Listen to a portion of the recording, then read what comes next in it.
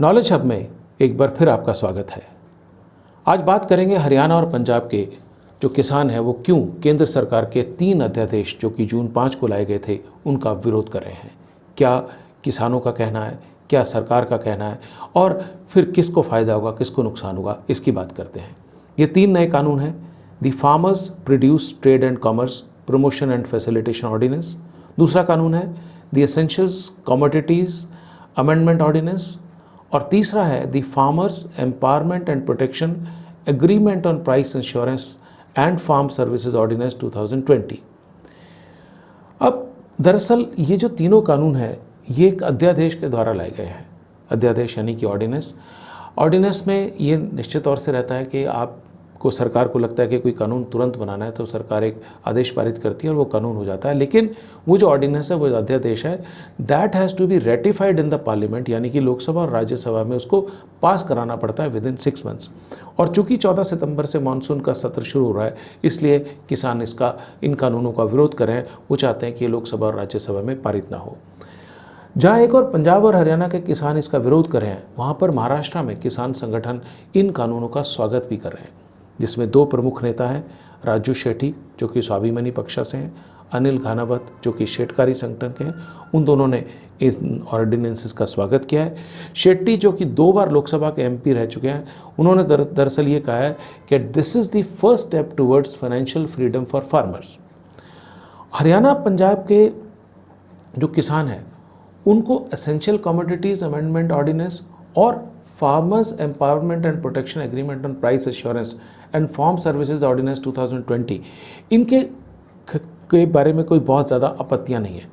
उनकी आपत्ति जो है, जो उनका विरोध है, वो है पहले ऑर्डिनेंस है, which is the farmers trade and commerce promotion and facilitation ordinance. दरअसल इन ऑर्डिनेंसेस में क्या है? इन ऑर्डिनेंसेस में ये होने वाला है कि जो मंडियां हैं, जैसे कि अभी हम सब जानते हैं कि सरकार की एपीएमसी होती हैं, agriculture produce market committees, mandis होती हैं जहां पर किसान अपनी फसल लाते हैं। खासतौर से ये धान और गेहूं के लिए तो बहुत ज़्यादा उसकी प्रासंगिकता है। किसान अपने फसल लाते हैं, वहाँ पे सरकारी एजेंसियां एमएसपी के अनुसार पर, यानी कि मिनिमम सपोर्ट प्राइस जो कि गवर्नमेंट हर साल अनाउंस करती है विभिन्न फसलों का, उसके अनुसार पे गवर्नमेंट की जो एजेंसीज हैं सेंट्रल गवर्नमेंट की, वो इसको खरीदती हैं आड़तियों के माध्यम से, and then the money is given to farmers through arhtiyas, and arhtiyas को अपना कमीशन मिलता है। तो ये एक ट्रेडिशनल सिस्टम है। अब पहले ऑर्डिनेंस के बारे में जो कृषि मंत्रालय के लोग हैं, जो कृषि मंत्रालय के अधिकारी हैं, उनका क्या कहना है?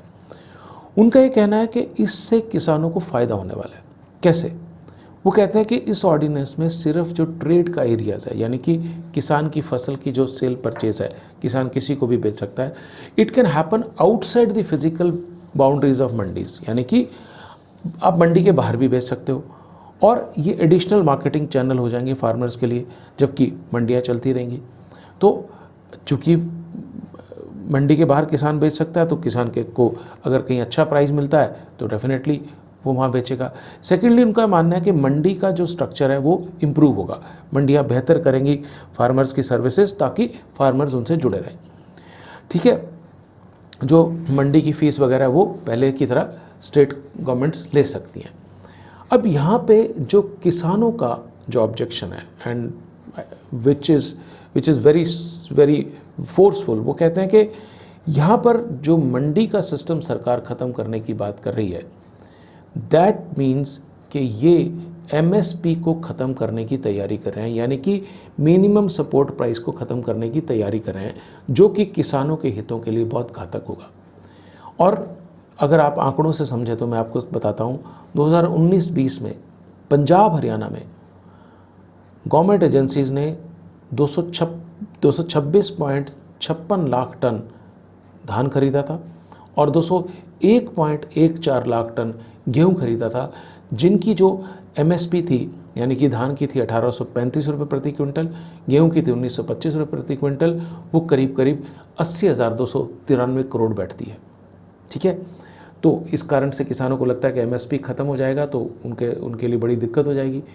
जबकि इस ऑर्डिनेंस में कहीं भी ऐसा नहीं लिखा गया है कि सरकार किसी भी स्टेज पर किसी भी तरह से एमएसपी को ख़त्म करना चाहती है।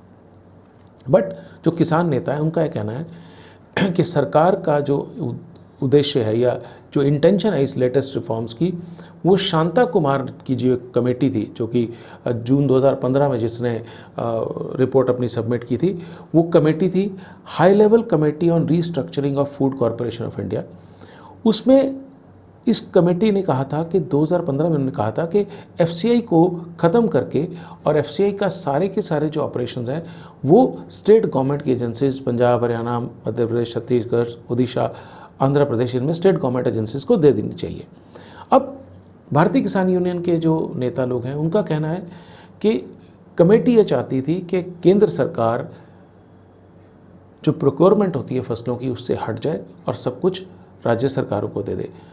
लेकिन राज्य सरकारों के पास इतने साधन कहाँ हैं और इतना पैसा और इतनी जगह कहाँ है धान और गेहूँ रखने के लिए। इसका मतलब सीधा सीधा यह है, जैसे ही सेंटर बाहर जाएगा एमएसपी विल बी ओवर।